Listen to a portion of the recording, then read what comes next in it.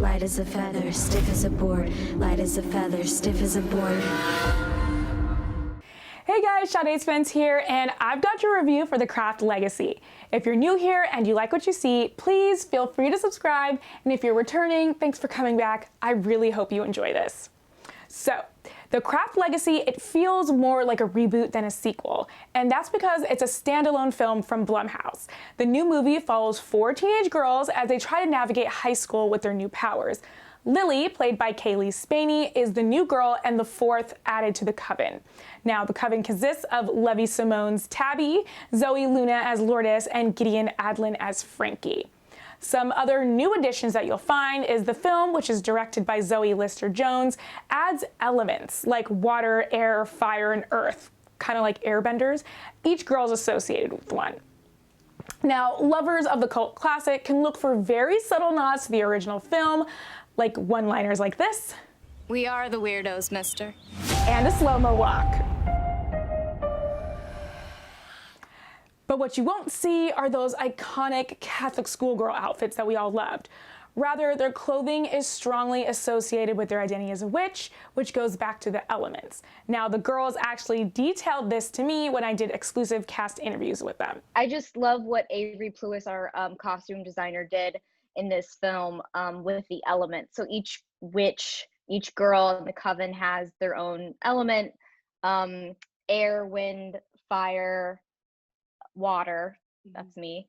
Water shows up on Lily, my character, all the time. I'm wearing pearl earrings and accessories here and there. Tabby like wearing all the warm colors for fire, and like Frankie just doing whatever up in the air for air. And what you'll notice is that the movie was very much made to stand on its own. It's very colorful and soft. And this was intentional. The aesthetic plays very much into the new message of the film.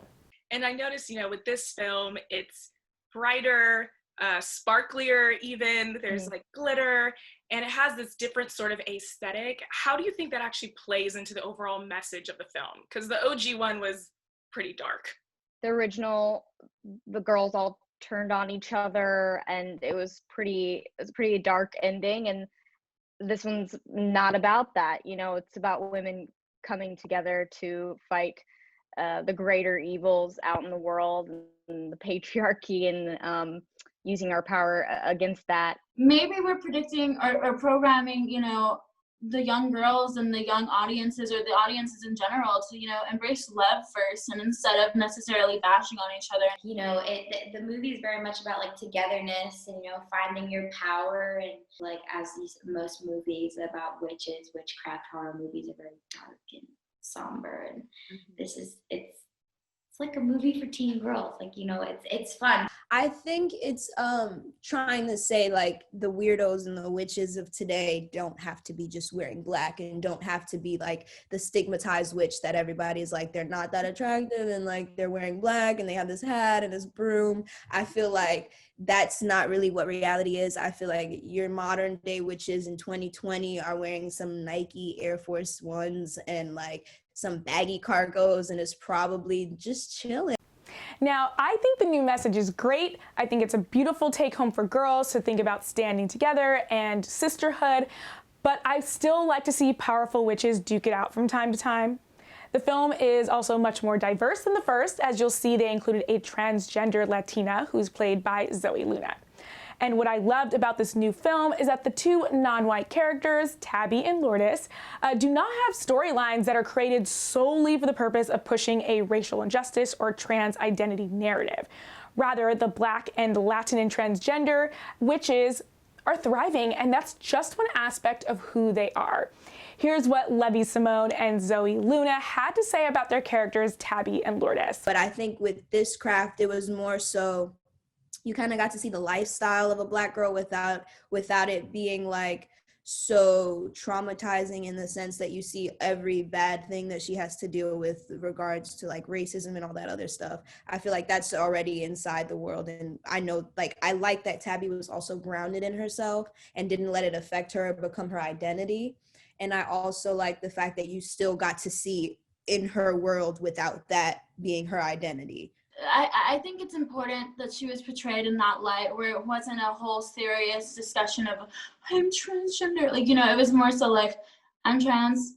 I can relate to some things, I can't to others. You know, it's just I loved how they incorporated my identity in funny and positive ways instead of going too deep into like the sadistic parts of being a trans person. And some of the more creepy elements are totally gone from the film. There aren't any piles of snakes, insects, or rats. It's just pretty much filled with flowers and glitter. So if you're looking for that kind of like dark, creepy, somber Halloween flick, this ain't it.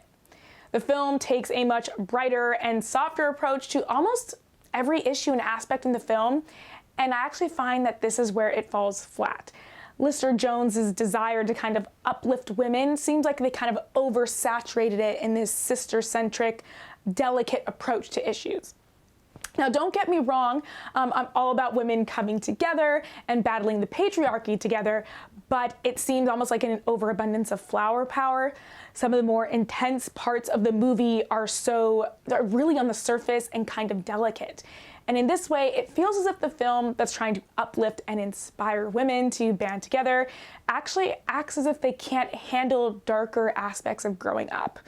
Overall, I think the message they wanted to send was there, but the delivery is just kind of thin and on the surface, and it basically robs the plot overall. The foreshadowing that you see in the film is very minimal. The girls, I think each of the actresses did a great job at portraying their characters in the role, but overall, I think with the direction and the writing, the climax, it falls kind of flat. It's very subtle, and I feel like you don't get as much investment in the storylines and the darker pasts tied to these characters, that it just doesn't hit as hard. So if you're into a witch movie that's for teenage girls, then this is for you. Thank you so much for watching. I hope you guys enjoyed this.